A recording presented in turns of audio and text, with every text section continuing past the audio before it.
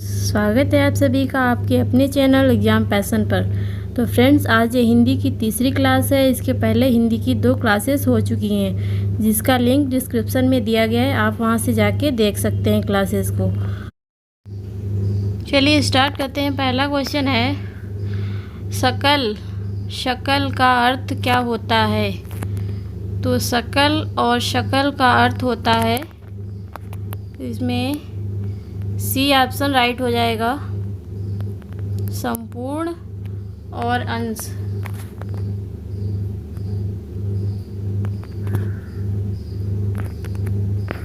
अगला क्वेश्चन है, उच्चारण का संधि विच्छेद है। तो उच्चारण का संधि विच्छेद हो जाएगा उत प्लस चारण, डी इसका राइट आंसर हो जाएगा। इसमें व्यंजन संधि होगी। क्वेश्चन नंबर 3 है, किस शब्द में गुण संधि है? ए है सिंधूर्मी, बी है भारतेंदु, सी है नारीश्वर, डी है लोकेश्वर। तो इसमें राइट आंसर होगा बी, भारतेंदु। भारतेंदु में गुण संधि होगी। गुण संधि कहाँ पर होती है? गुण संधि शब्दों के मध्य में ए की मात्रा हो, ओ की मात्रा और आर की मात्रा, वहाँ पे गुण संधि होती है। दीर्घ संधि में क्या होता है? इस दीर्घ संधि में शब्दों के मध्य में आ, ई, ऊ की मात्रा, वहाँ पे दीर्घ संधि होती है। जैसे इसका उदाहरण है विद्यालय, वधूर्म, ये इसमें यहाँ पे सिंधूर्मी और नारीश्वर, ये दीर्घ संधि के उदाहरण हैं। और ये डी लोकेश्वर, ये वृद्धि संधि का उदाहरण है। वृद्धि संधि में अ और औ की मात्रा होती है शब्द के मध्य में, वहाँ पे वृद्धि संधि होती है। आगे बढ़ते हैं। क्वेश्चन नंबर 4 है, कौन सा शब्द अव्ययी भाव समास का उदाहरण है? ए है नवग्रह, बी है गांठकर, सी है महात्मा, डी है आमरण। तो इसका राइट आंसर हो जाएगा डी, आमरण, क्योंकि आमरण में आ उपसर्ग लगा हुआ है, इसलिए यहाँ पे अव्ययी भाव समास होगा। अगला क्वेश्चन है, विस्मय स्थायी भाव किस रस से होता है? तो इसका राइट आंसर होगा अद्भुत, सी इसका राइट आंसर हो जाएगा। और हास्य रस का स्थायी भाव हास होता है, शांत रस का स्थायी भाव निर्वेद होता है, और विभत्स रस का स्थायी भाव जुगुप्सा या घृणा होता है। अगला क्वेश्चन देखते हैं।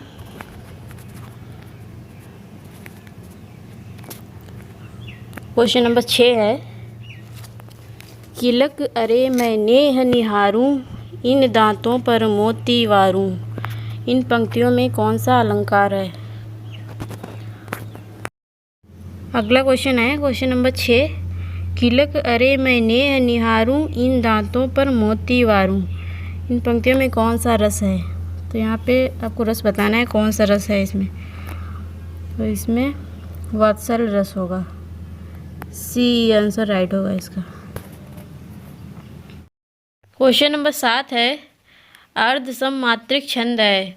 ए है रोला, बी है दोहा, सी है चौपाई, डी है कुंडलियाँ।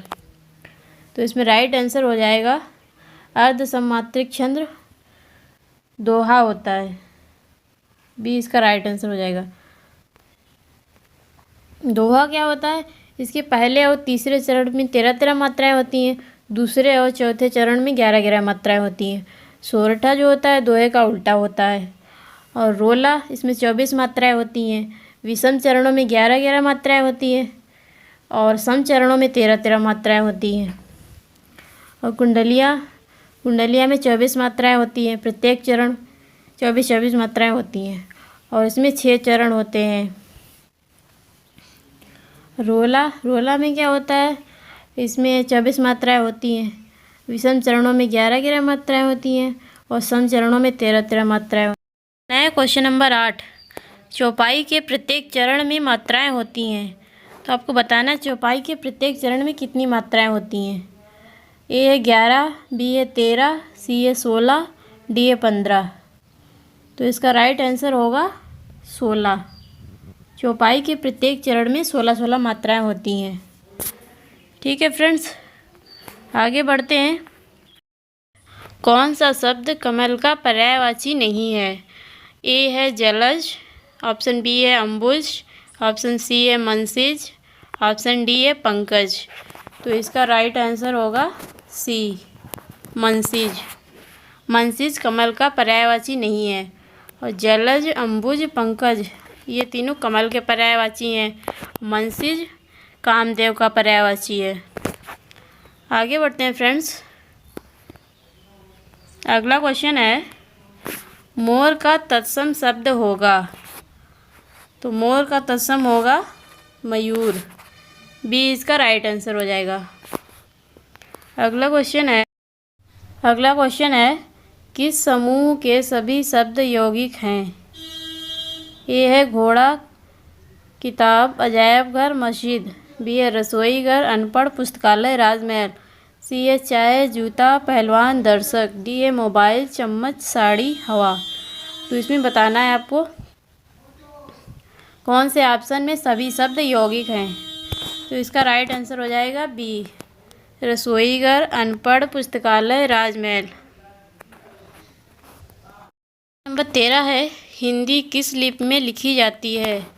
तो इसका राइट आंसर होगा बी, हिंदी देवनागरी लिपि में लिखी जाती है। अगला क्वेश्चन है, आधुनिक हिंदी साहित्य की पहली आत्मकथा के लेखक कौन माने जाते हैं? तो फ्रेंड्स इसका राइट आंसर होगा सी, हरिवंश राय बच्चन।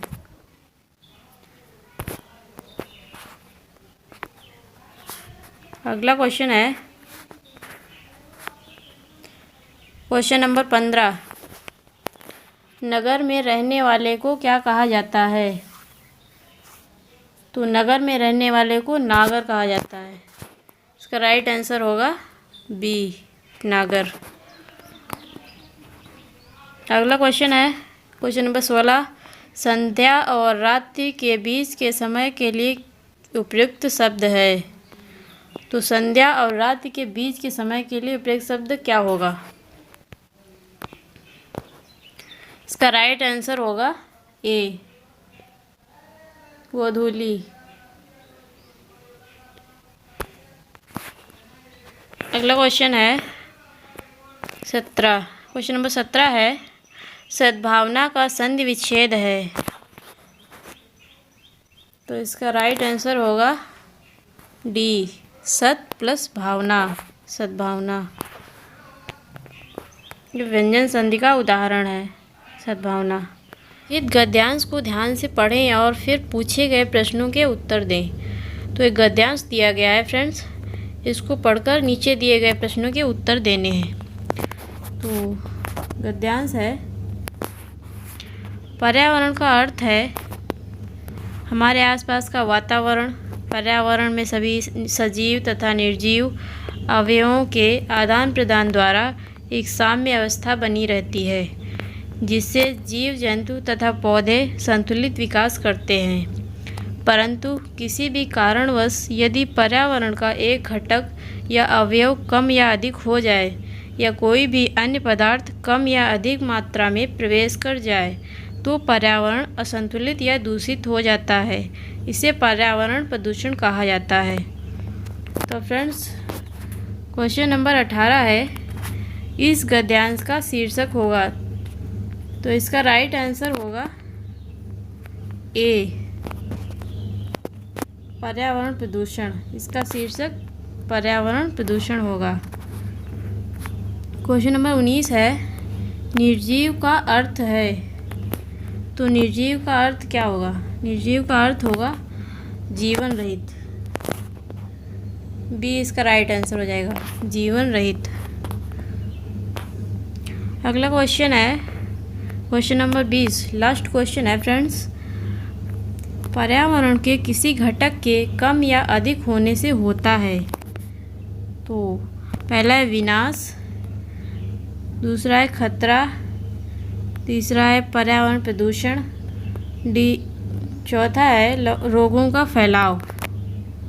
तो इसका राइट आंसर हो जाएगा सी, पर्यावरण प्रदूषण।